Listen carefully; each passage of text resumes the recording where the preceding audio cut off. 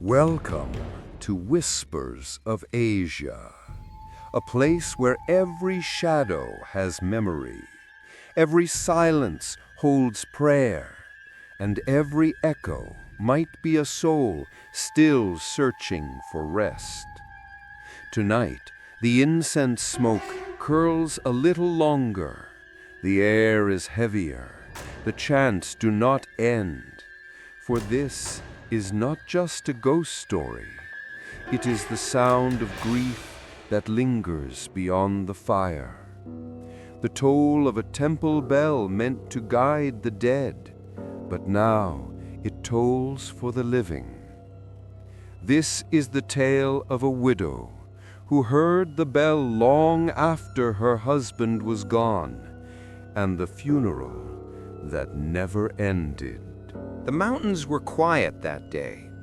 Even the wind, which usually skimmed along the pine ridges and stirred the monks' robes into restless waves, seemed to bow in stillness. The morning fog clung like a shroud to the stone steps, and the crows that often called from the pagoda rooftops had vanished without a trace. Mai stood at the edge of the cremation pyre, her hands pressed together in a prayer that had no more words. Her husband's body had turned to ash at dawn. The monks had chanted through the night, low, rhythmic tones of impermanence, of release, of letting go. Yet inside her, nothing had moved. No relief, no finality, only the shape of his absence beginning to form like a phantom beside her. The ceremony was complete. The ashes were swept into a small black urn marked with red lacquered script, his name written in flowing calligraphy, Dui Tran, son of Tran Huen, born under the year of the ox, gone before his time. And still, the bell had not rung. In this temple, the final bell was sacred. Rung only once, it signaled that the soul had fully left, departed the body, crossed the bridge, turned away from the world of breath and memory. No bell had sounded for her husband, not when the smoke rose, not when the monks bowed, not even as the pyre collapsed into glowing embers. The abbot had assured her in a gentle voice that did not quite reach his eyes that sometimes the bell delayed, that the spirit must walk its own path, that she should go home. But Mai stayed. The ceremony emptied slowly. The monks returned to their quarters, their sandaled feet soft against the stone. Only the wind returned, brushing past her cheeks, carrying the faint scent of sandalwood and burnt flesh. And then it rang. One toll, deep, metallic. It came not from the ceremonial gong hung outside the creation hall, but from higher up, the ancient bell tower that had not been used in decades. Mai turned, startled. The sound was too heavy for wind, too real to be imagined. It carried through the trees like a spine-tingling vibration, a voice from something old and waiting. Her breath caught in her throat, her knees weakened. Slowly, she looked up the stone path that led to the bell tower. The steps were damp with moss. The structure loomed like a skeletal rib cage against the gray sky. No monk should have been there. The doors were sealed, the tower unused, the bell rusted, blackened, forgotten. But it had rung, and something inside her shifted, like a door creaking open in a dark house. She should have walked away. Instead, she stood at the base of the stairs, trembling. Another gust of wind whispered down, curling around her like unseen fingers. She whispered his name. Dui? The silence after was even heavier. That night, Mai slept in a small room on the temple grounds. The monks had offered her a resting place before her journey home. The mat beneath her was thin but warm. A paper lantern flickered beside her, its flame stuttering against shadows. Her husband's urn sat on a low wooden table, wrapped in a silk cloth embroidered with protective sutras. But sleep did not come easily. In her dream, if it was a dream, she was back at the base of the bell tower. The mossy steps loomed before her again, stretching up into fog. The door at the top creaked open, not by wind, but by will. And inside, the bell swayed. Not violently, not unnaturally. It moved with purpose, as though called from within. She climbed, slowly, one step at a time. At the top, the bell no longer hung. It floated, its ropes frayed into strands of mist. And under it stood a man, familiar and not. His back was turned, his hair long, wet, matted with ashes. She reached for him. He turned. No eyes, just sockets full of incense smoke. The bell rang, and she woke with her heart pounding like a drum in her ribs, her palms damp, the room filled with the scent of, was that burned sandalwood? Mai sat up sharply.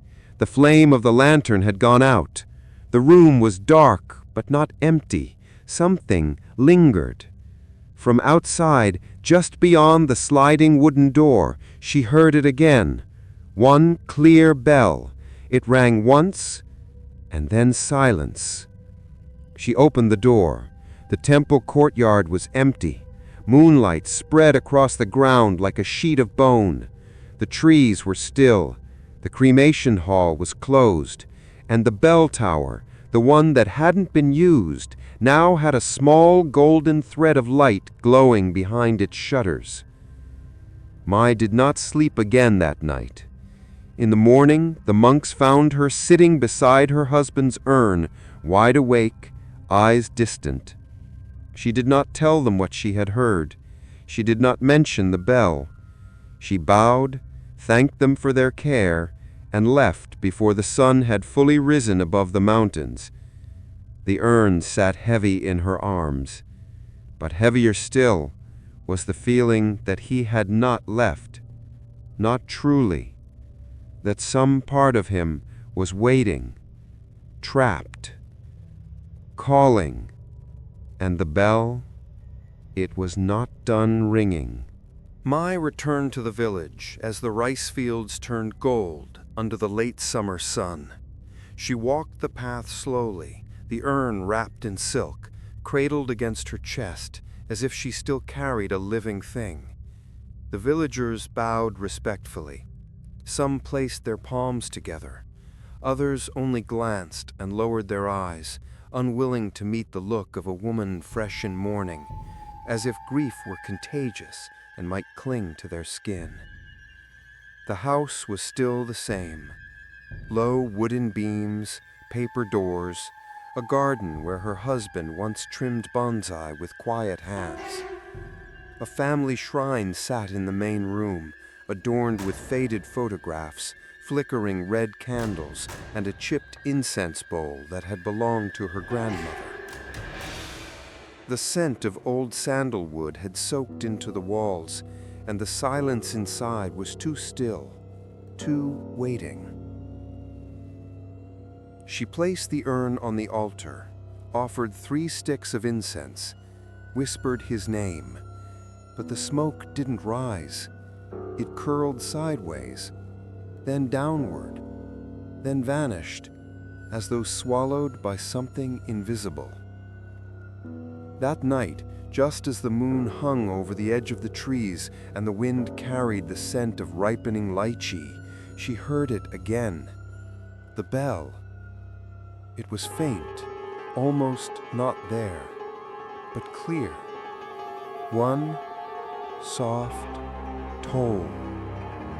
It came not from the temple in the mountains, but from just outside her window. A slow, vibrating sound that sank into the bones of her house.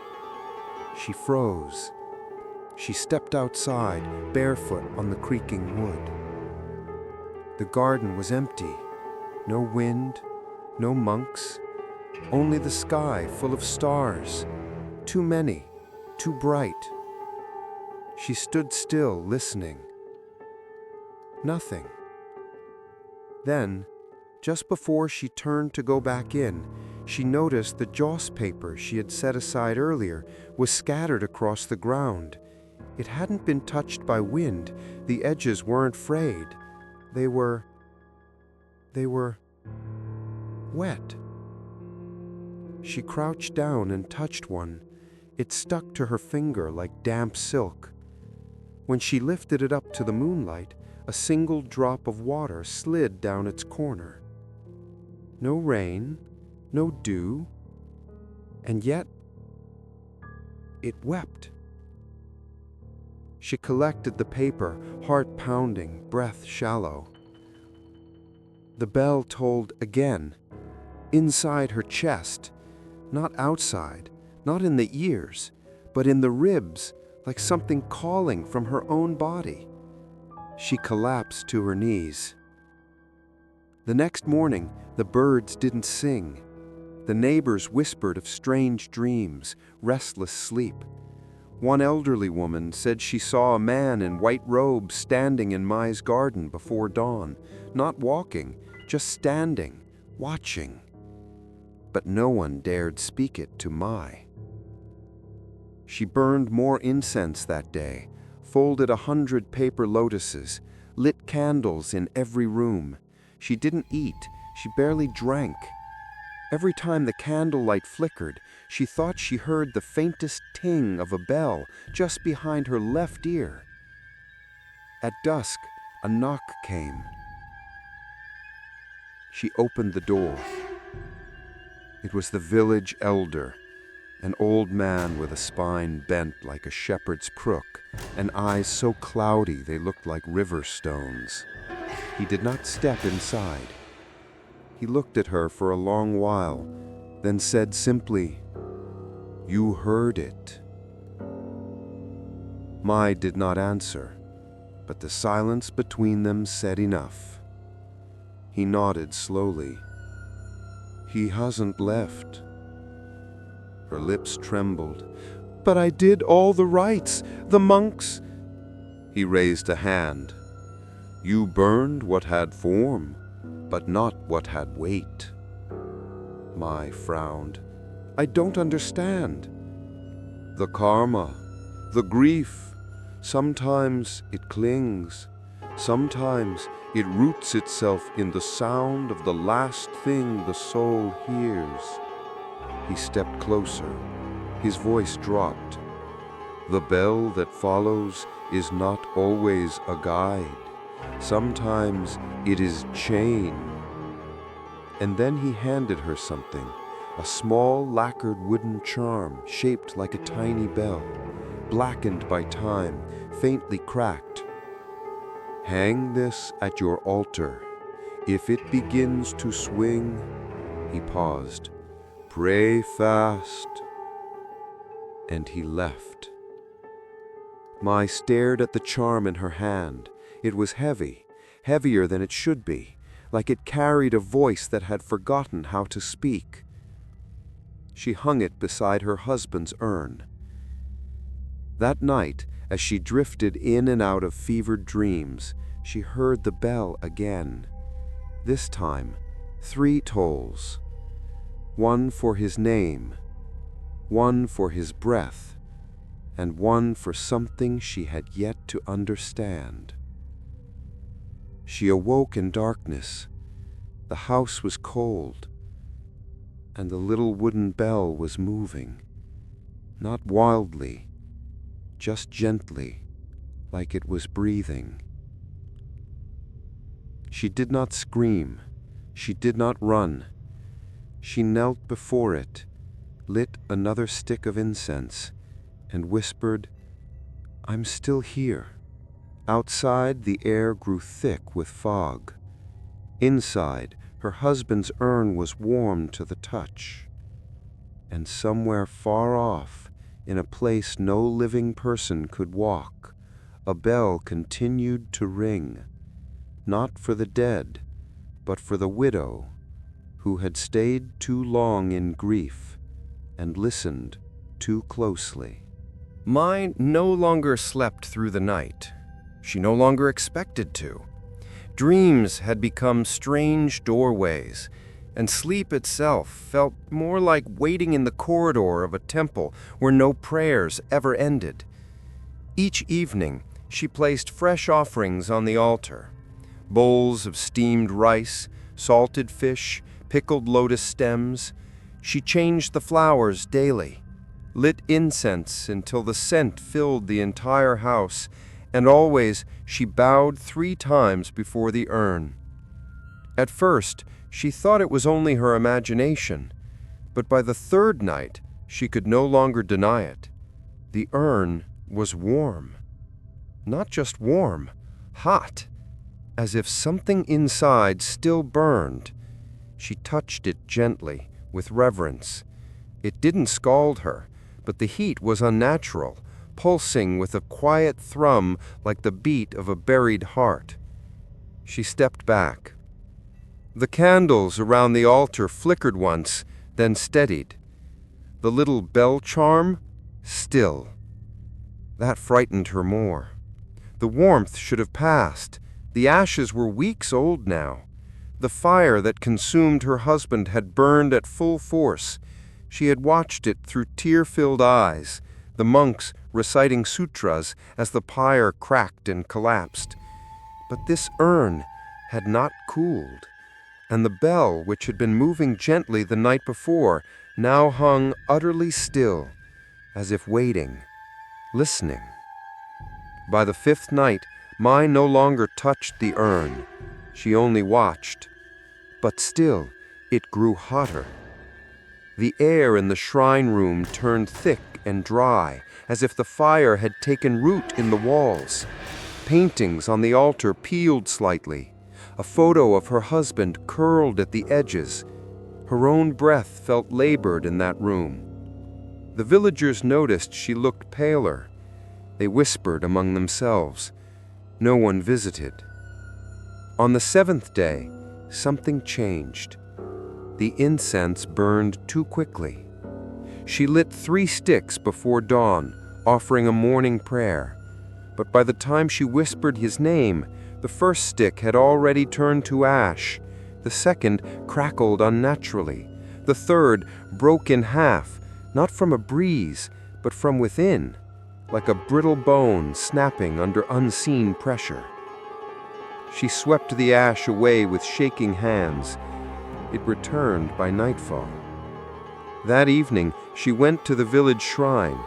She needed answers, or perhaps only silence in a place not her own. The shrine keeper was an elderly woman with kind eyes and fingers stained black from charcoal offerings. Mai bowed low. "I have a question." The woman tilted her head. "Something has stayed with you." Mai blinked. "Yes." "Your husband?" "Yes." The woman was quiet for a long while.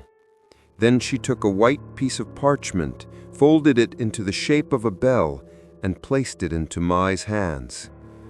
"He is not gone because he is not finished. When the fire does not cool, it means the soul still seeks a path it cannot walk." Mai's voice cracked. "What must I do?" The woman looked toward the mountain. "You must not carry his heat too long. It will burn through your memories and leave only smoke behind." She reached into her robe and brought out a pinch of sacred ash. "Scatter this at your altar," she said softly. "If the heat fades, he is free. If not—" She didn't finish the sentence. Mai returned home before dusk. She waited until the candles were lit, until the sky had dimmed to bruised purple, and then she took the ash and sprinkled it around the urn in a quiet circle. She whispered his name as she did it, once in love, once in mourning, once in fear. Then she waited. The air thickened. The circle of ash shimmered faintly in the candlelight, then turned dark, darker than it should have. The particles clung together, curled inward like fingers closing around a secret. The urn pulsed with heat again. She felt it rise into her chest, not burning, not physical, but emotional, like memory made molten. She wept, not for the man that she had lost, but for the realization that he was still here, and he was in pain. At midnight, the bell outside her window tolled again, but this time it was different. 3 soft chimes, then silence. Then, slowly, with the sound of breath through hollow bamboo, she heard something else. Soot falling. She opened her eyes. The urn was cracked. Just a hairline fracture, barely visible, but it hadn't been there before. A wisp of dark smoke curled out from it, not rising, but falling, sinking toward the altar cloth like shadow made flesh.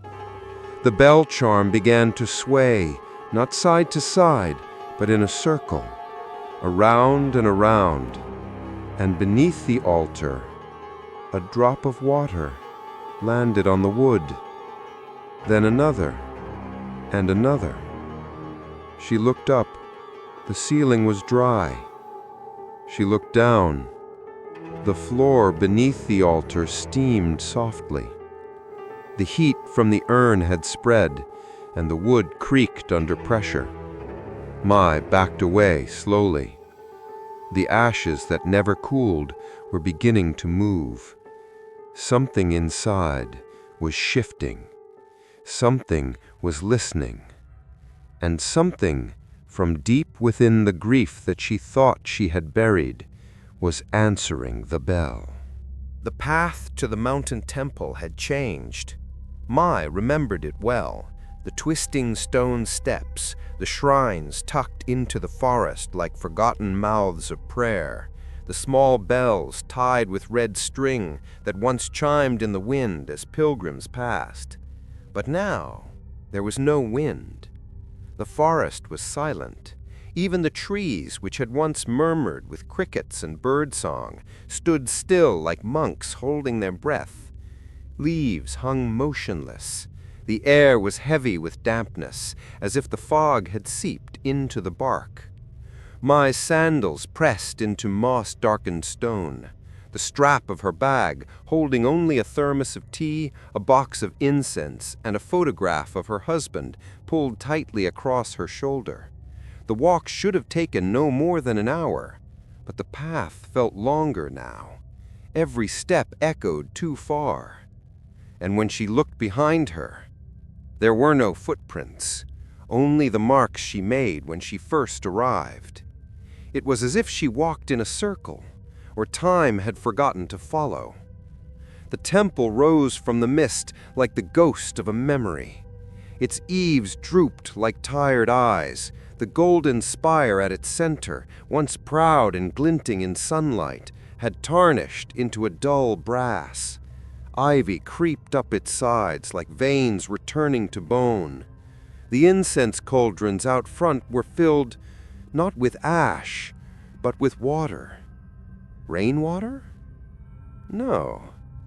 The surface did not ripple when she passed. Mai stood at the gate. The wooden torii, cracked with age, still bore the engraved sutras, but one character had been carved deeper than the others, as if someone had gone back to trace it with fury. It was the character for cling. She stepped through. Inside the courtyard, the bell tower loomed. It had once been sealed. The monks had said it was unused, too old, too sacred. But now, its doors were slightly open, not wide, just enough to see the bell, and the rope, and the dustless floor beneath. Mai's breath caught.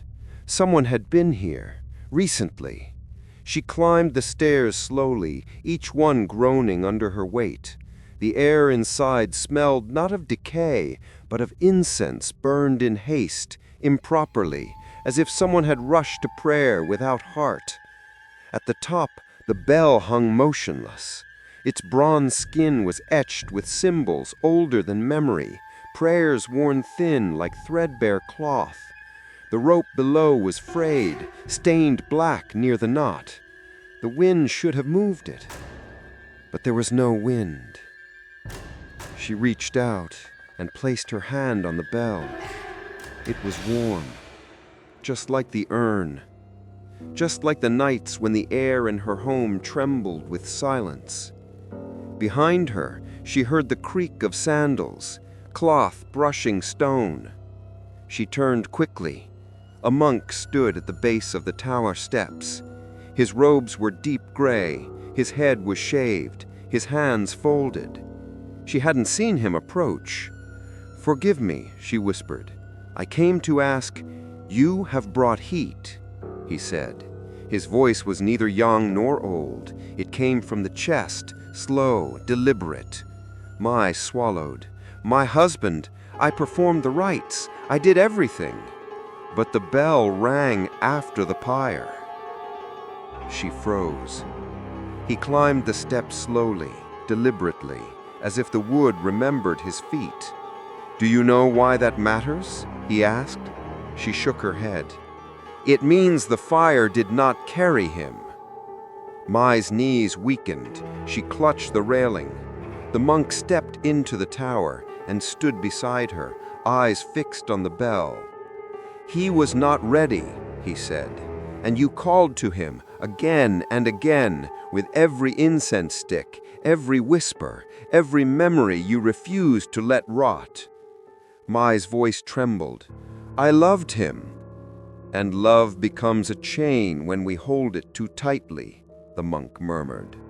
He looked at her with eyes like dried riverbeds. "There is a place," he said slowly, "between life and the realm beyond. It is shaped by unfinished rites, echoed by bells that ring out of time. He is there." Mai reached into her bag and pulled out her husband's photograph. She held it up to the monk. "I want to free him." The monk looked at the photo, then at the bell. "You cannot free what you still cling to," he said. "You must walk the same path he took, backward." He handed her a slip of paper, a sutra written in faded ink, but the characters were reversed, mirrored, as if meant to be read not by the living, but by something that looked from the other side. He said, "Chant this at dusk, alone, in the place he died." Mai blinked. "But he died in a hospital."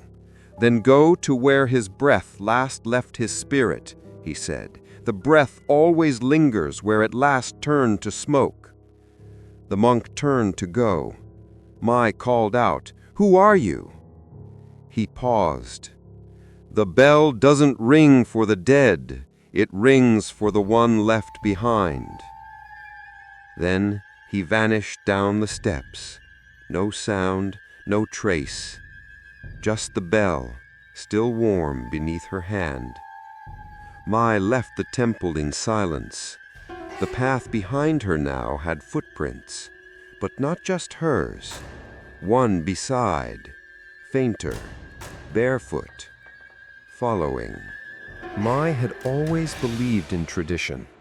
She was raised in a household where every ancestor's name was spoken before meals, where incense was lit, not only for prayer, but to welcome the unseen, and where Ghost Month was observed with reverence, not fear.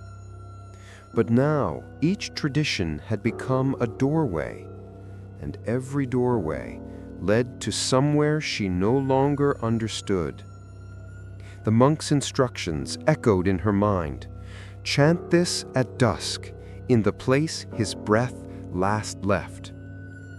The hospital room where Ji had died had long since been sterilized. He'd seen it later in the dream, where words were sound itself, a chord hit by the gust of wind. She returned there at dusk, not inside, just at the threshold, a place of endings. She lit 3 sticks of incense and recited the mirrored sutra the monk had given her. The words caught in her throat like threads of smoke trying to tangle her breath. They were strange on the tongue, backward syllables, as if calling to the world in reverse. When she finished, the wind shifted.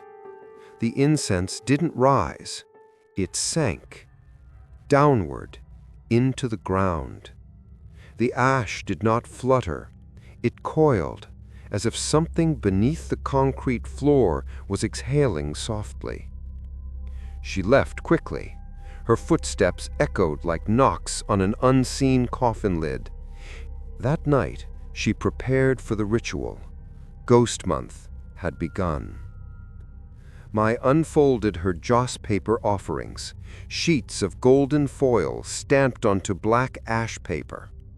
Normally, she would fold them into shapes, coins, clothes, paper effigies for the dead to receive in the afterlife. But this time, her hands shook. She placed the paper in a bronze bowl, lit a match, and whispered G's name. The flame caught instantly. But then it hesitated. Instead of flaring upward, the fire bent in a strange, slow spiral. And then it reversed. The paper unburned. Edges once curled by heat smoothed again. Blackened corners faded back to golden sheen. The paper became whole. The fire shrank into itself and vanished, leaving a bowl full of untouched offerings. She gasped. The room was cold. Her breath fogged in front of her. The incense on the altar did not burn. It simply turned to dust, unlit. The bell charm above the urn twitched once, not a sway, a jerk, as if something had tugged it from below. She tried again. This time, the fire refused to light. The match sputtered. The paper grew damp at the edges. She leaned closer. Her hands trembled. And then, on the blank black surface of one joss sheet, something began to appear. A burn mark, slowly forming, not from fire, but from within. It took the shape of a fingerprint. Then another. Then 5. A hand, as if someone from beneath the paper had pressed their palm upward. Mai dropped the sheet. It fluttered to the floor, face up. The golden foil reflected the candlelight, but within the reflection, she saw movement, a flicker. A face. G's face. Mouth open, not screaming, just asking. The sound came after. It wasn't a voice. It was a whisper of flame, a sigh of smoke, a single pleading word carried through the thin veil of ritual. Not done. Mai collapsed to her knees. All the joss paper offerings burst into flame, but silently. No crackling, no heat, just sudden ash. And instead of rising, the smoke pooled at her feet. She looked up at the altar. The photograph of G had turned upside down, and the bell charm.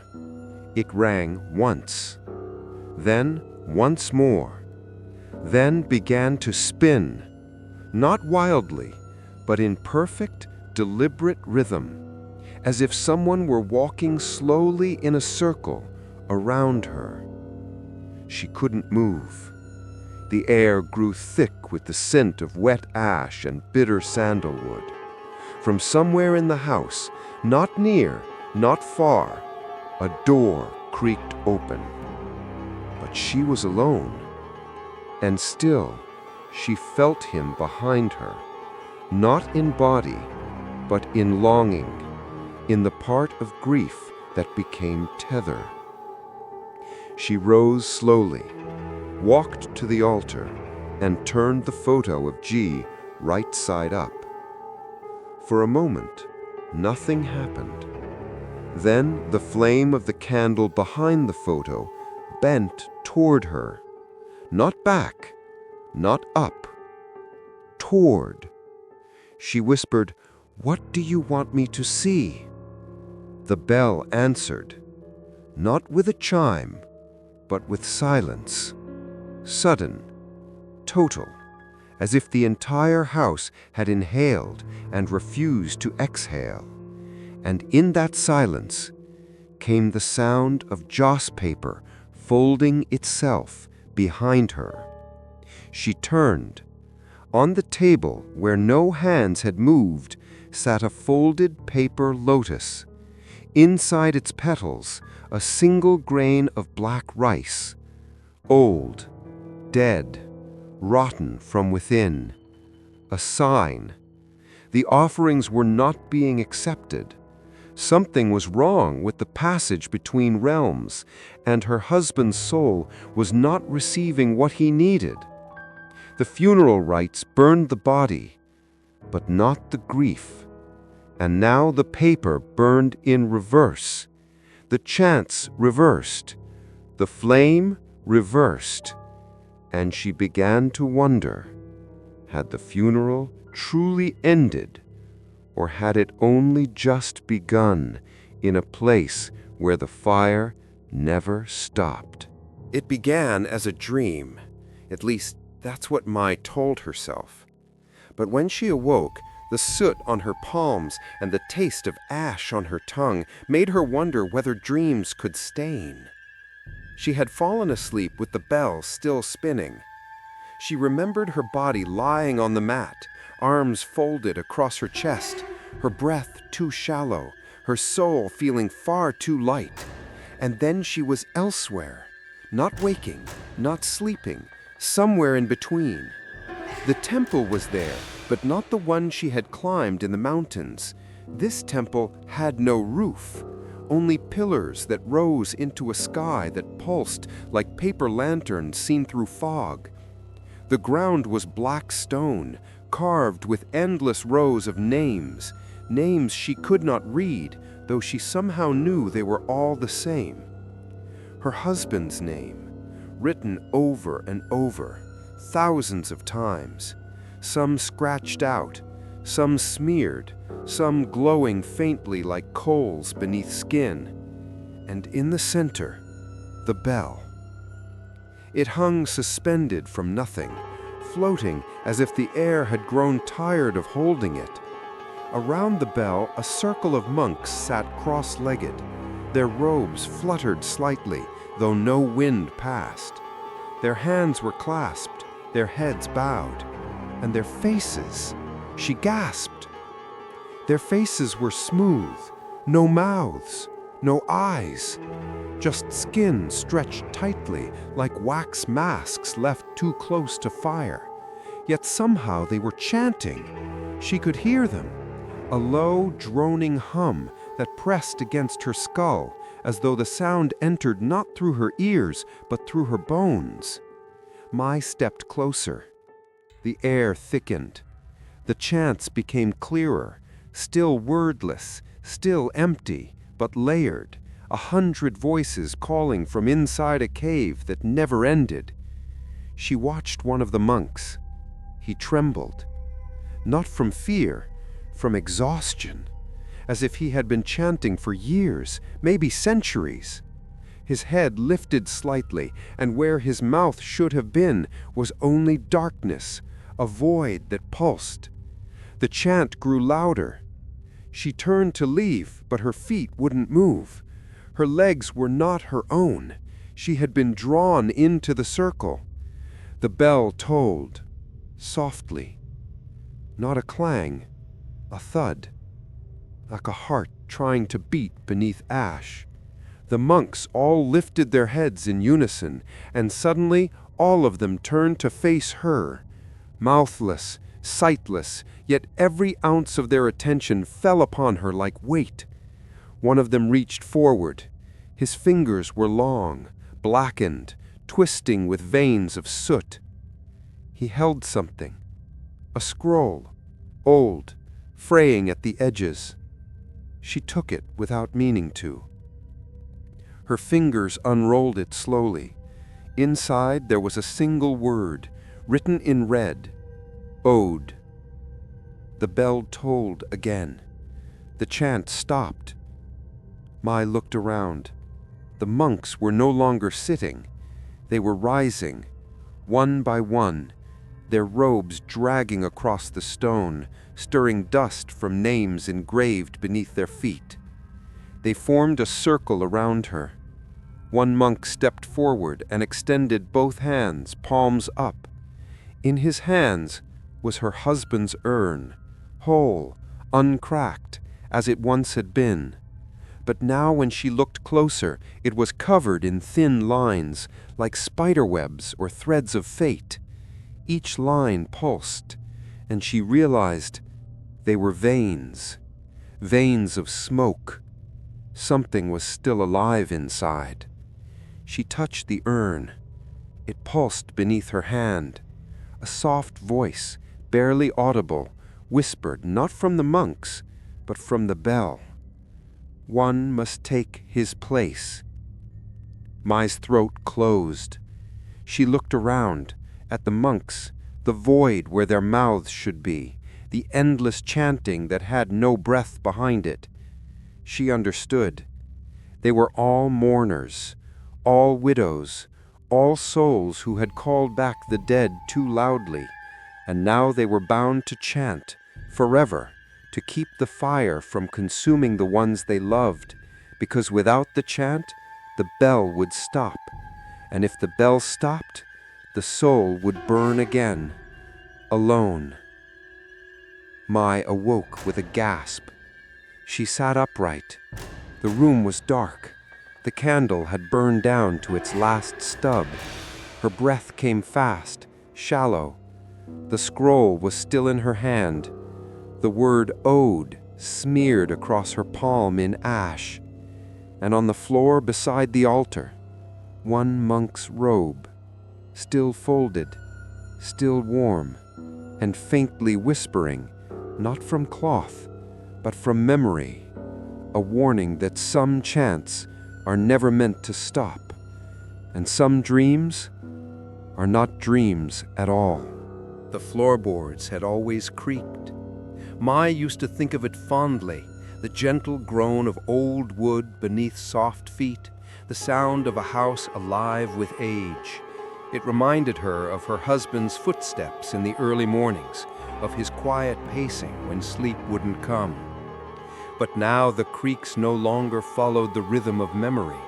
They followed something else, something deeper.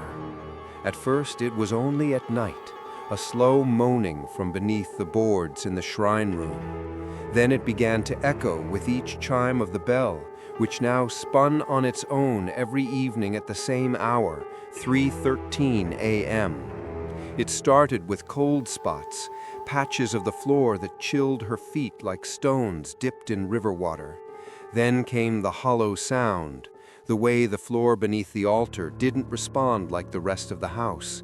There was a weight below, not empty, not solid, but something in between. One afternoon, after hearing the bell toll 3 times in the middle of a sunny, windless day, Mai couldn't bear the silence anymore. She fetched a lantern and her husband's old chisel set from the back room. She knelt before the altar and whispered, "Forgive me." Then she began to pry open the boards. The wood came away easier than she expected. It splintered as if softened by time or something beneath it. After the 3rd plank she found it. Wood. Old. Smooth. Dark as river silt. A box. Long. Narrow. A coffin. Buried beneath her home. Mai's breath caught in her throat. She reached down and touched it. The surface was cold but not lifeless. It felt still warm from memory, like something had just been lying there. She cleared the remaining planks, exposing the entire top of the coffin. There were no nails, no handles, just a faint etching along the edge in a language she couldn't read, ancient script curling like the tail of incense smoke. She opened it and found nothing. No body, no bones, just ash, layers of it, soft and fine like sifted flour. Atop the ash was a robe, folded perfectly, white, funeral white, clean. But as she reached for it, the ash shifted. Something was inside. She leaned closer. Her fingers trembled as she brushed away the top layer. And there, embedded like a fossil in the silence, was a small bronze bell, identical to the one at the mountain temple, unchimed, untouched. Yet when her fingers brushed against it, it rang, not with sound, but with memory. She was no longer in her home. She stood in the middle of the temple again, but now it was not a dream. She could feel the stone beneath her feet, the scent of burning paper in the air. Before her stood her husband, not in death robes, not in sickness, but as he had been, alive, smiling faintly, except his eyes were hollow, as if lit from behind by smoke. He reached out his hand. She stepped forward, but between them stood the coffin. She looked down. It was open again. Inside lay herself, eyes closed, hands folded, dressed in mourning white. She gasped and fell backward. The vision snapped. She was back in the shrine room, the coffin still open, the ash unmoved, but the bell was gone, vanished. And the robe inside, now smoldering at the edges, curling into black smoke. She scrambled back. A breeze, no source, no warning, swept through the room, extinguishing all candles in an instant. The house plunged into silence. Then, from deep below the floor, she heard it. 3 soft knocks, then a 4th, slower, as if something below had realized it had been heard. Mai sealed the coffin again, board by board, but she did not cover it with rugs now. Instead, she placed salt around the edges of the room, hung talismans on the doors, lit 7 candles, and placed the urn at the center, flanked by offerings. She stared at the empty altar, at the photograph of Zhu which had begun to fade, not from time, but from something else. His face was still there, but less sharp, as if his image too had begun to burn in reverse. That night she sat awake. The bell did not spin. It swayed once, then stopped. But the creaking began again, not from footsteps, from wood groaning under the weight of something that had always been there. And from beneath the floor, through salt and ash and silence, came a whisper she would never forget. Not a name, a sentence. "You buried me wrong." The whisper haunted her long after it faded. "You buried me wrong." Mai repeated the words in her mind until they lost shape, until they became something between a prayer and a curse. For days she did not speak, not to neighbors, not to the altar, not even to herself. The photograph of Jui continued to fade. His features, once clear and full of life, had grown pale, as if the ink itself had withdrawn, unwilling to carry the weight of a memory that no longer belonged. The bell didn't ring that week, but somehow its silence was louder. On the 7th day, she visited the spirit medium. She had heard whispers of the old woman who lived beyond the river, a woman who spoke only in dreams, who was said to see karma the way others saw weather, felt in the air, read in the bones, predicted by the tremble of incense ash. Mai brought 3 offerings, rice, salt, and a scarf that had belonged to her husband. The medium's hut was quiet, sparse, draped in fabrics that shimmered with dust and old breath. No candles burned, no wind stirred. Yet the moment Mai crossed the threshold, her body went cold.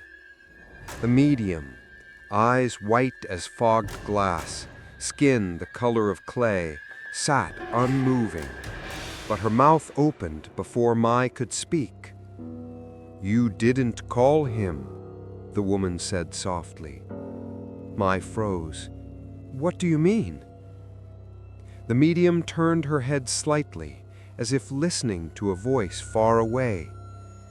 "He was not yours to grieve, not in this way." Mai's voice trembled. "He was my husband." The woman nodded once, slowly. "Yes, in this life." Mai's knees weakened. "What are you saying?" The medium's face changed, not expression, but presence, as though something older had stepped into her flesh. "There was a soul meant to pass through the fire that night, but it was not his. Your grief pulled him to the edge. Your love bound him to karma not written for him." Mai shook her head. "No, I only wanted him to stay. I didn't know." "You lit the incense too soon. You whispered his name too many times. You burned offerings with your heart too open." She reached behind her and pulled something from a wooden box, a thin paper scroll. On it, Mai saw the mark she had seen before. Ode. "But what does he owe?" she asked, tears brimming. The medium looked at her. "He carries the weight of another sin." Mai stared. "The bell rings not for him, but for what has followed him." The medium unrolled a second scroll, this one older, nearly transparent with time. It was a karmic chart. The lines drawn in crimson should have followed a single path, but they forked, twisted, looped in ways no fate should. "The fire meant for one soul consumed another, and now the debt is tangled." Mai whispered, "Then who should have died?" The old woman did not answer. Instead, she raised a bowl of water and dropped a petal into it. The water darkened instantly, and in its depths, Mai saw an image. A different man, older, scarred, dressed in hospital linens. She recognized him. He had died the same night as Juing, in the room next door. A stranger. She had passed his family in the hallway. She remembered hearing them cry after the monks had carried her husband's body down. But the monks had made a mistake, or fate had. The fires were prepared at the same time. 2 pyres, 2 names. One soul meant to burn, one soul meant to rest. But her prayers were louder, her offerings more precise, her grief more open. It had drawn Jui's spirit into the other man's karmic passage, and now he carried a burden not his own. Mai covered her mouth. "No," she whispered, "it wasn't supposed to be him." The medium's voice softened, like wind brushing over reeds. "Love is powerful, but love without knowledge is fire in the wrong direction." Mai wept, for her husband, for the stranger, for herself. "What do I do?" she asked. The medium took a long breath. "You must untangle what should not have been yours to hold. You must carry the bell back to where the fire was lit. Call the name of the one who was meant to pass. Let the fire remember what it forgot." Mai nodded slowly. "And my husband?" The medium looked at her, sadness etched deep in her face. "If the karma is lifted, he may walk free. But if the soul has bonded too tightly to the debt—" She paused.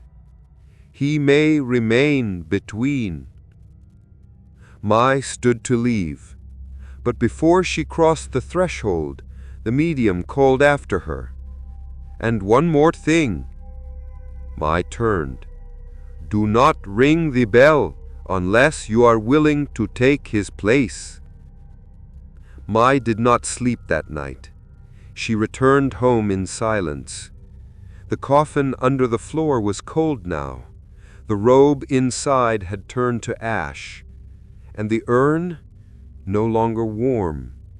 But when she placed her hand against it, she felt a pulse. Not heat, not life, grief, as if it had become its own spirit. One waiting, one trapped, and the bell, untouched for nights, rang once as she wept. Not for death, but for love that had dared to interfere with fate. The first time Mai saw the woman in white, it was just past midnight. She had been pouring tea for the altar, 3 cups as tradition dictated, one for her husband, one for his ancestors, and one for the unseen. The candlelight flickered softly, barely disturbing the stillness of the room. And then there was movement. Not loud, not jarring, just enough for the breath to catch. Through the thin paper of the window screen, Mai saw her, a silhouette, pale and unmoving, standing just beyond the garden. Long robes the color of mourning, head bowed, hands clasped at the waist. Not a neighbor, not a visitor. Someone waiting. Mai blinked. The figure didn't move. She opened the door slowly, the wood creaking like a whisper pulled from a grave. The air outside was still, too still. The night held its breath. But the woman was gone. Only the tall brass in the garden swayed, not from wind, but as though something had passed through it without feet. Mai stepped into the darkness. The moon was high, casting thin silver light across the garden stones. She looked for footprints, for broken twigs, for any sign that someone had stood there. Nothing. Except a thin trail of ash. Just a few grains leading from the path toward the family shrine at the back of the property. Mai followed.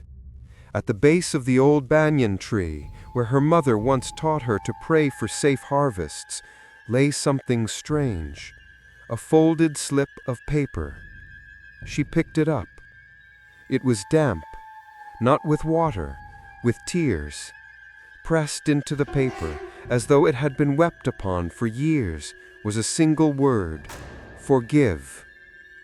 The handwriting was unfamiliar. When she turned the paper over, she saw a smudge, the faint outline of a thumbprint, but it wasn't hers. The print was oddly long, delicate, like that of someone who had passed beyond flesh.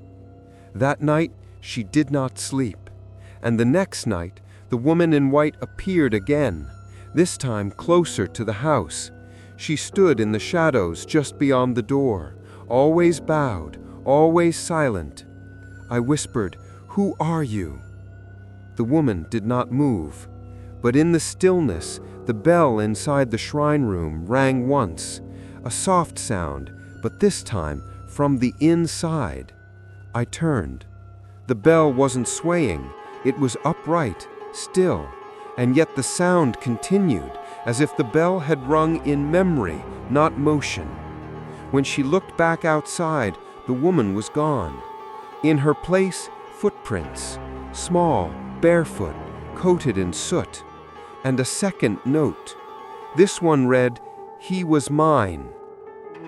I fell to my knees. The moon disappeared behind a cloud. The wind stirred at last, and with it, a faint crying. Not a scream, a mourning, but not hers, someone else. The next morning, she sought out the village archives. She had to know, had to learn who had died in the hospital that same night, the man's whose karma her husband had taken. His name was Wang Li, age 62, no surviving family, burned by temple fire under the wrong rites. But there had been someone, a woman, nameless, unlisted, only mentioned in the monk's journal as a silent mourner in white who vanished before sunrise. She had walked behind the wrong coffin, cried for the wrong soul, and when she saw her beloved's ashes handed to someone else, to Mai, she had not screamed, she had simply disappeared. But grief doesn't leave quietly. It lingers, it waits, it finds cracks in the veil between the worlds and slips through like smoke under a door. Mai returned home before sunset and found the woman in white kneeling before her altar. The room was lit with candles, though none had been lit. Incense burned, though Mai had touched none of it. The woman knelt there, head low, as if in prayer, but her mouth was moving, whispering something Mai could not hear. Mai stepped forward. She did not speak. She only bowed 3 times, one for her husband, one for the forgotten soul, and one for the mourner without a name. The woman did not turn, she did not rise, but she faded, gently like steam from hot tea, gone before the final bow ended. And in her place, a photo, not printed, not drawn, etched in ash on the altar cloth. 2 men, side by side, identical robes, identical urns, one looking back, the other already walking forward, and between them, a bell, cracked, still ringing, for both. The fire had to burn again. That was the only way, the only path left open after the karmic threads had unraveled, after names and fates had been mistakenly braided together like incense ropes swapped in the temple wind. Mai stood in front of the mountain temple once more, the urn heavy in her arms. But this time, she had not come to grieve. She had come to release.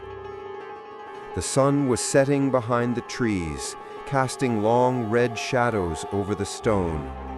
No monks greeted her. The doors were closed. The world was silent, as if holding its breath for a ritual that shouldn't exist. A funeral that never belonged to time. She knocked once, then twice. The 3rd time, the door opened without sound. No one stood behind it. The shrine within had changed. The incense burners were unlit, the altar stripped bare. Where prayers once clung to the walls, only soot remained, like forgotten words burned by impatient gods.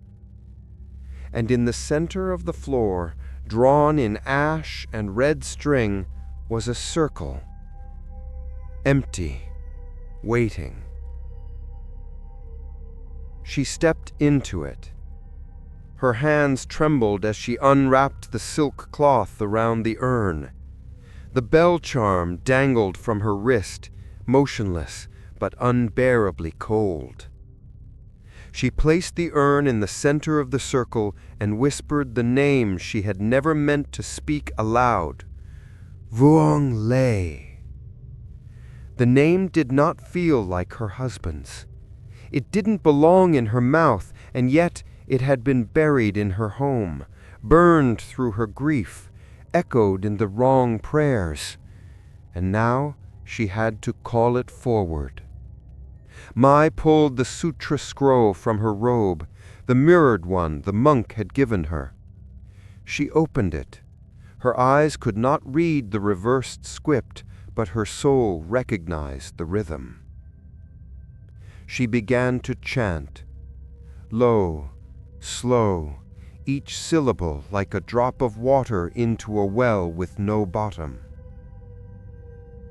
The candles flickered. A wind moved through the temple, not outside, but within the walls, a breath drawn from stone and memory. The urn trembled, then cracked. A line, thin and silent, crept along its side.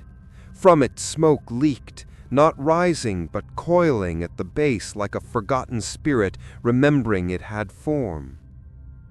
The ash in the circle rose and began to spin. Mai continued the chant. Tears streamed down her cheeks, not from sadness, but from pressure, like the air was pushing back against her words, resisting the correction of what had already been sealed in fire. The bell on her wrist rang, once, then twice, then faster, a frantic tolling, as if time itself had realized what she was trying to do. Then suddenly, silence. Everything stopped. The wind ceased. The smoke froze. And then, from behind her, footsteps. Bare, slow. She turned. There was no body, just presence. A figure made of air and grief. The shape of a man, not Dewey, Vuong. She could feel it.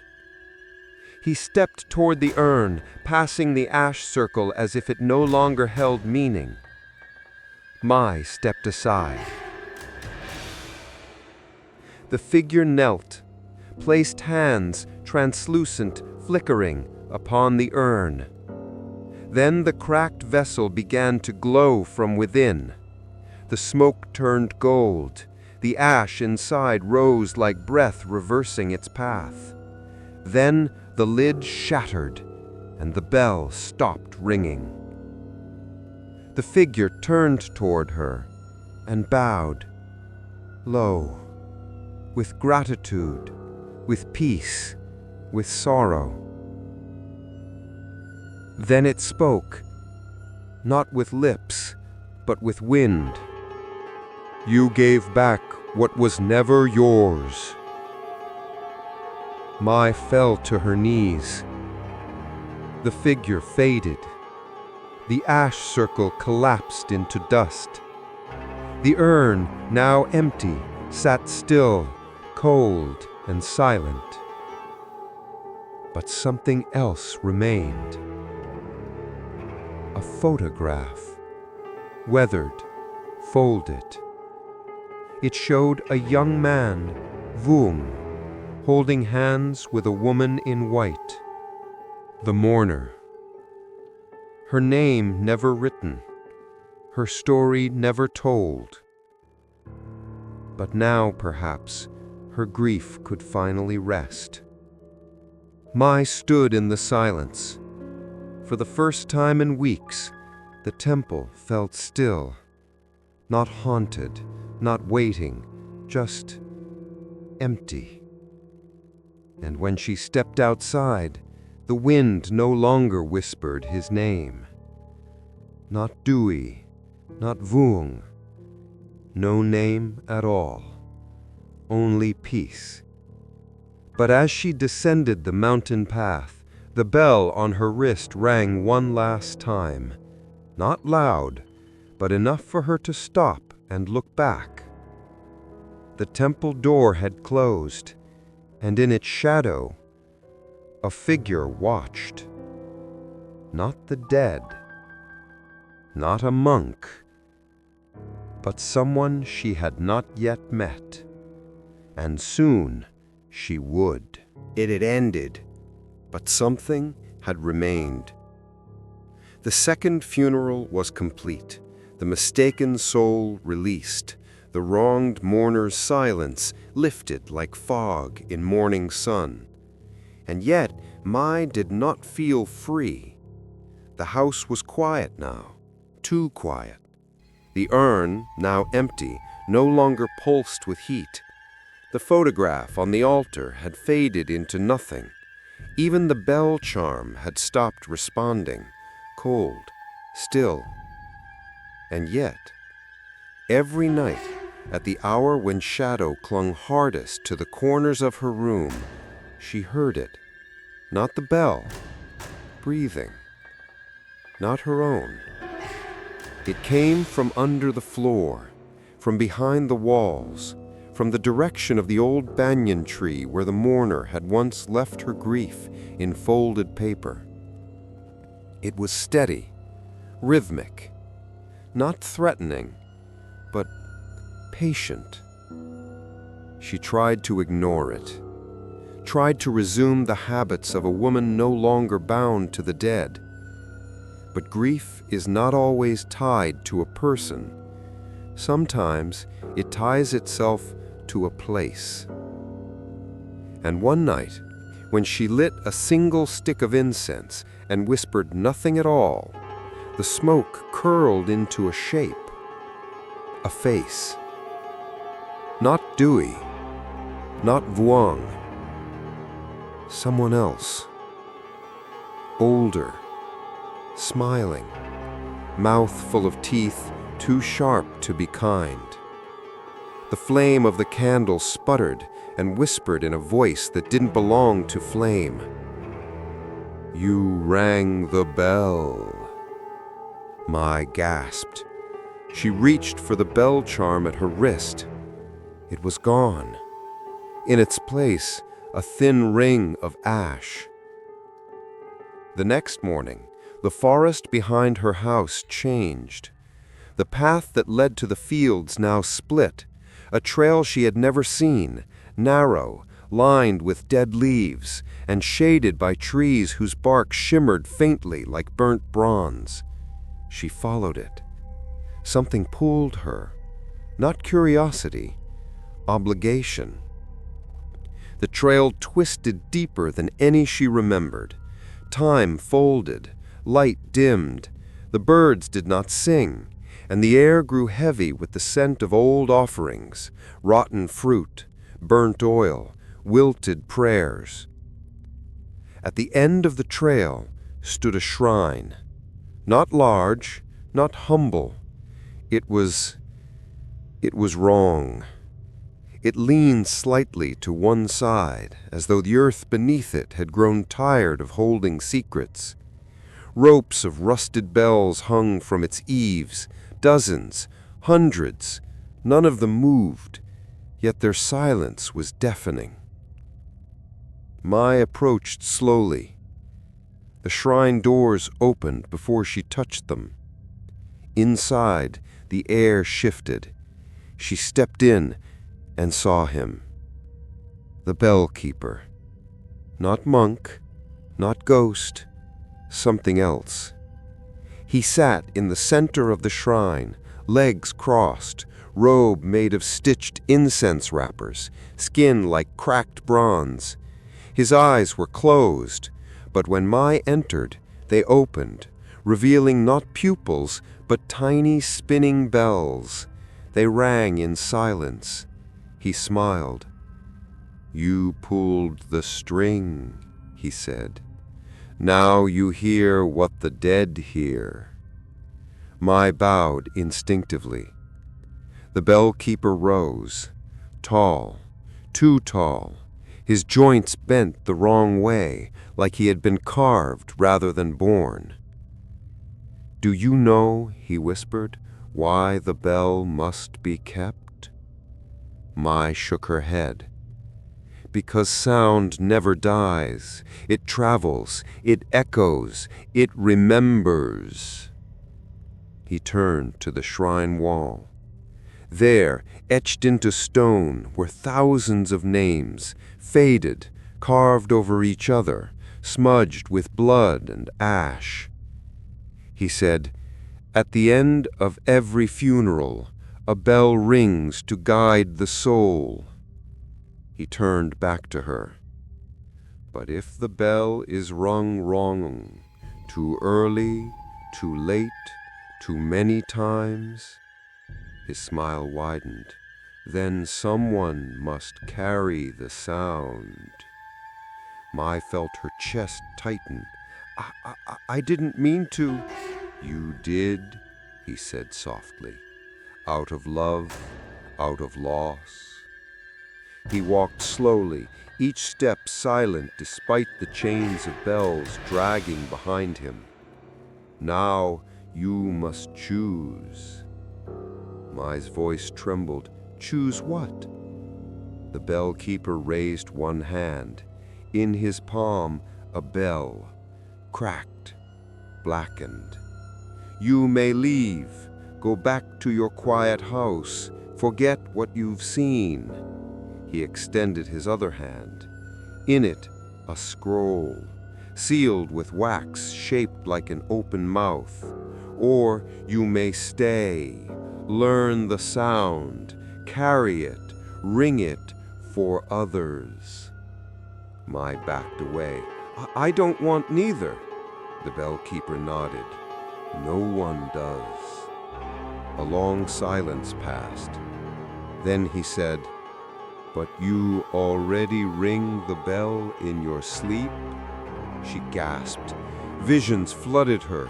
Nights she awoke with her hand raised, fingers curled. Moments where the house shook faintly at 3:13 a.m. The cold spot behind the altar. The dreams of monks without mouths, of ash folding into breath. "You were chosen," the keeper said, "because you mourned too deeply, too loudly, and the sound found you." Mai wept. He stepped closer and placed the bell into her hands. It was light, too light, but when she looked down, it was no longer a bell. It was her husband's urn, whole, warm, and it began to hum. Soft, deep, like breath inside stone. "You will carry it until you no longer hear it," he whispered. Mai looked up. The shrine was empty, the bellkeeper gone. And outside, the forest had changed again. The trees now bore ribbons of red cloth, each with a name she didn't recognize, each with a tiny bell tied at the end. She stepped out into the silence, and behind her, the shrine whispered, "Once the bell rings for you, it never truly stops." Mai had carried the bell for 7 nights. Since the encounter with the bellkeeper, her sleep was no longer her own. Dreams turned into corridors, memories twisted into doorways, and every time her eyelids closed, she found herself walking a familiar path, one she had never seen in waking life, but knew instinctively. The path was always the same, a dirt road wrapped in fog, the sound of distant chanting, a cold in her bones that no fire could warm. Each night she went deeper. Each night the bell she carried grew heavier. And on the 7th night she reached the gate. It was not a temple gate, not of wood or stone. It was made of smoke. Black smoke rising in 2 twisted columns, etched with names, hers among them, but scratched halfway through. Beyond the gate stood him, Dewey, her husband, but not as she remembered. His eyes were calm, blank, his face peaceful but distant, like a statue carved to honor someone forgotten. He stood beside a well, its mouth covered with paper talismans, each one whispering in languages that stung her ears. "Dewey," she called. He didn't look at her. She stepped closer. He stared into the well, as if something at the bottom called his name. "Dewey, it's me!" Still, he didn't move. Her hands trembled. She took another step. This time, the bell in her hands rang once, a low, sorrowful tone that echoed like breath through ribs. He blinked. Slowly, he turned his head. For a moment she saw it. Recognition. The old light in his eyes. And then it flickered and went out. "Do I know you?" he asked. Mai's knees buckled. "I'm your wife," she said, her voice cracking. "Your soul has been wandering, caught between lives. But I came to find you." He tilted his head. "My wife is gone," he said gently. "I think she left when the bell rang, or maybe before. I don't remember her name anymore." Tears spilled down Mai's cheeks. "It's me, Mai." The name passed through the fog like wind through prayer flags.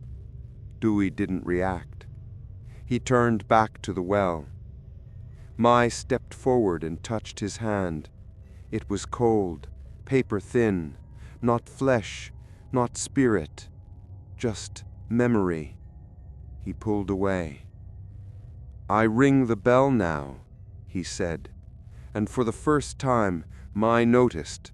A small bronze bell was tied to his wrist the same way hers had been, except his was cracked, ringing with every breath he took. "Who gave it to you?" she asked. "I don't remember," he replied. "But I keep ringing it. If I stop, they forget me completely." "Who?" He didn't answer. She turned to the well. Inside, shadows moved. Hands, mouths, whispers. The forgotten, the half-burned, the ones whose names were spoken too late, or not at all. "Dewey," she said again, "come with me. Let me take you home." But he shook his head. "I can't. If I leave, the bell stops. And if the bell stops..."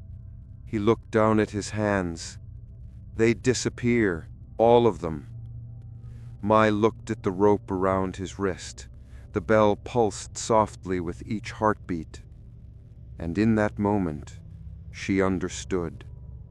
He had become the tether, to souls lost in misremembered rites, to names cut short in mourning, to grief that had nowhere to go.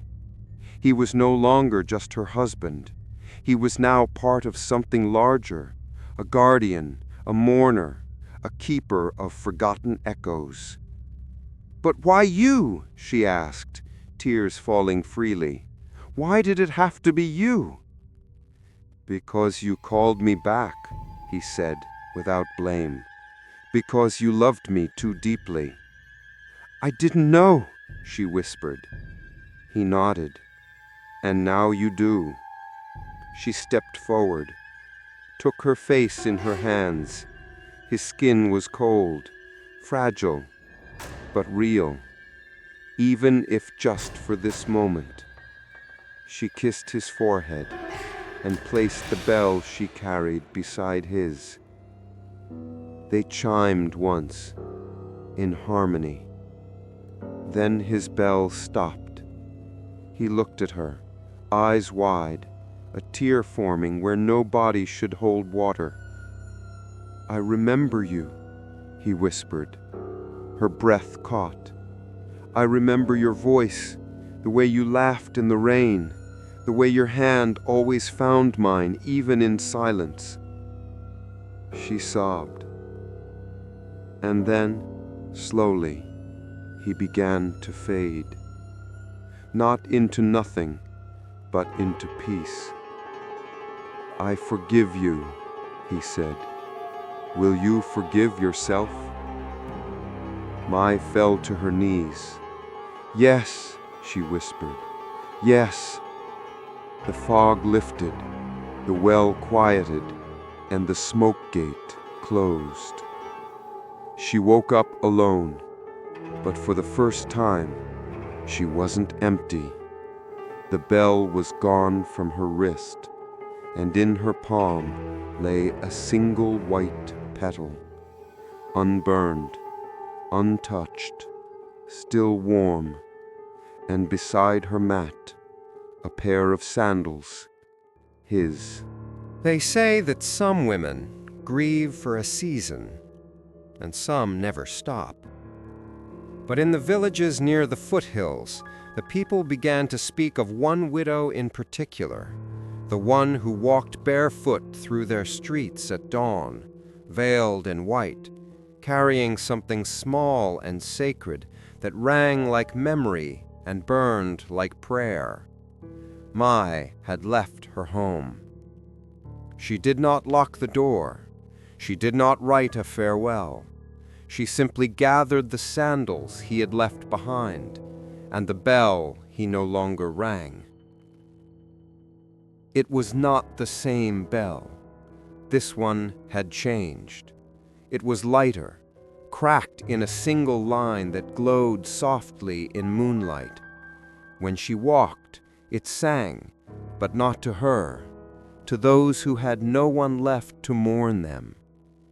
She became a mourner for the forgotten, no longer just Dwight's widow, no longer just a woman, something older, something quieter.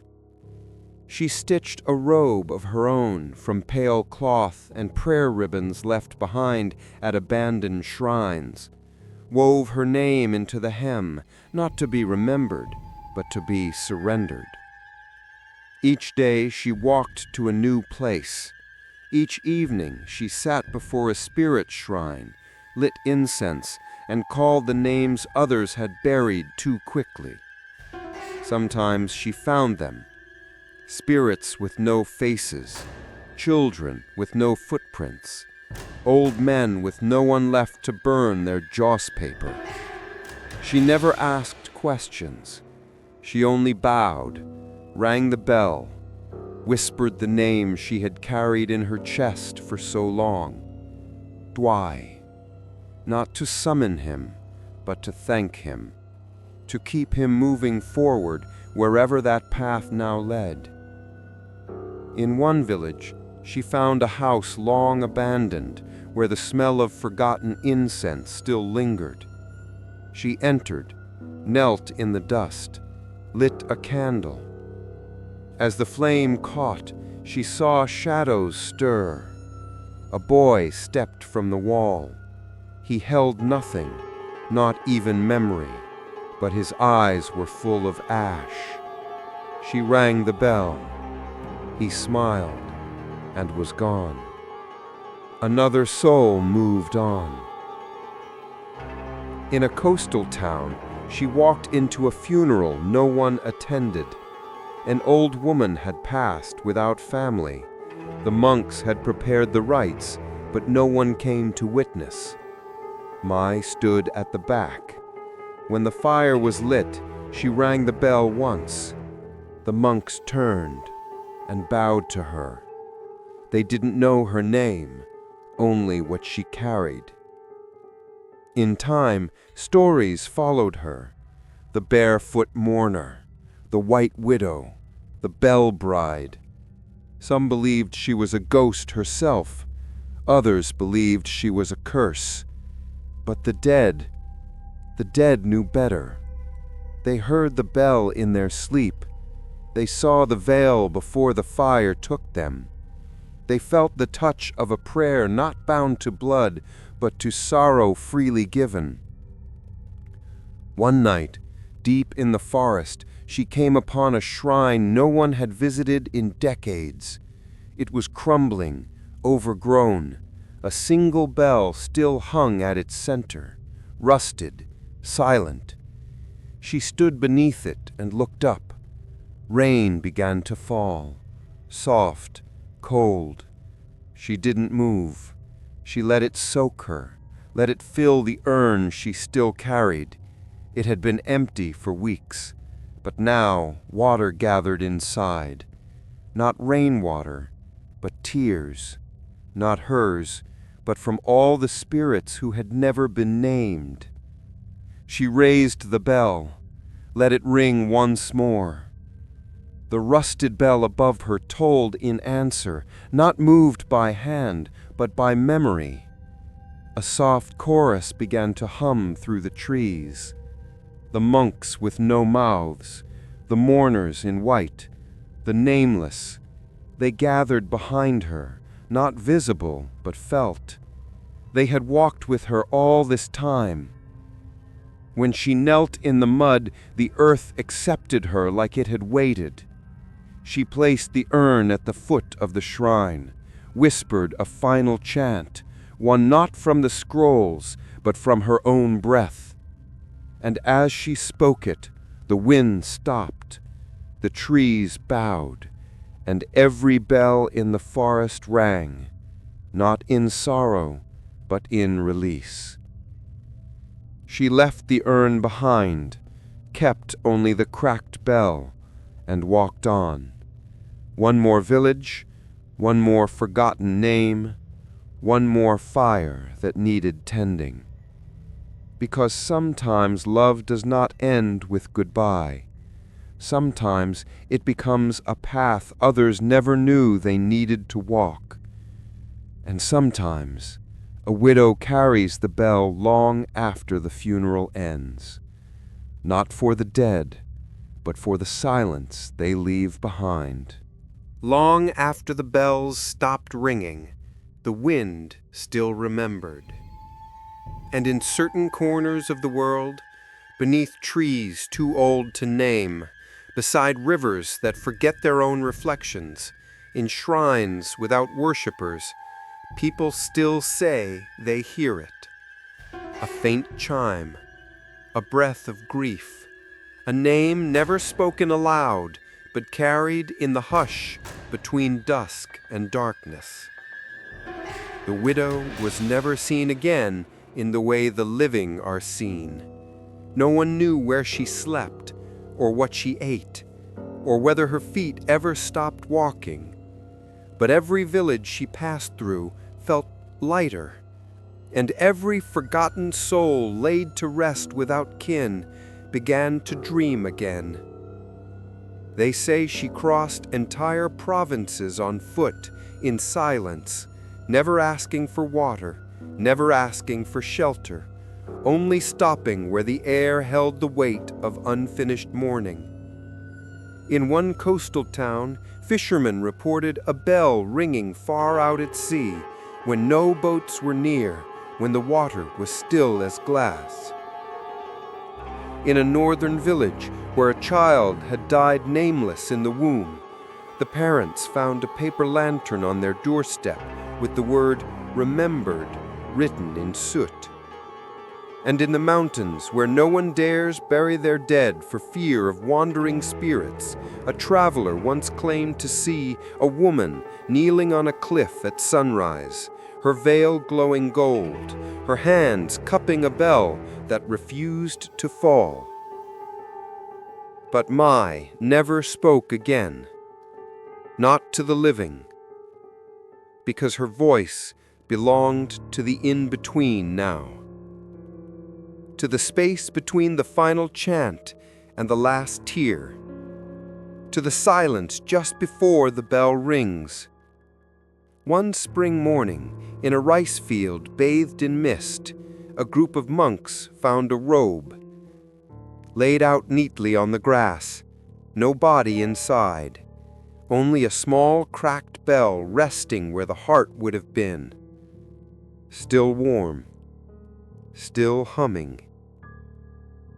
They built a shrine at that spot, Nothing grand, just a small circle of stone, a bowl for incense, and a wooden plaque with no name, only a single phrase carved deep into the grain. She walked with the echoes. And beneath it, written in a language only the soul understands, this was not her funeral, but she never let it end. For the bell rings even now, not always loud. Sometimes it's the creak of a floorboard at 3:13 a.m. Sometimes it's the moment your candle flickers for no reason. Sometimes it's the chill that runs down your spine when you forget a name and something in the air mourns for you. In that moment, the widow walks by, carrying grief like a sacred instrument, wearing silence like silk, and guiding the forgotten toward the fire that finally waits. And when your own time comes, when your name is spoken in past tense, when the incense is lit and the family gathers to send you home, listen closely. If your soul stumbles, if the prayers feel hollow, if the darkness grows too thick, you might hear her bell, just once, faint, far away. And know you were never left behind, because there is always one who still walks, one who still rings, a widow, carrying the last note of love through a funeral that never truly ended.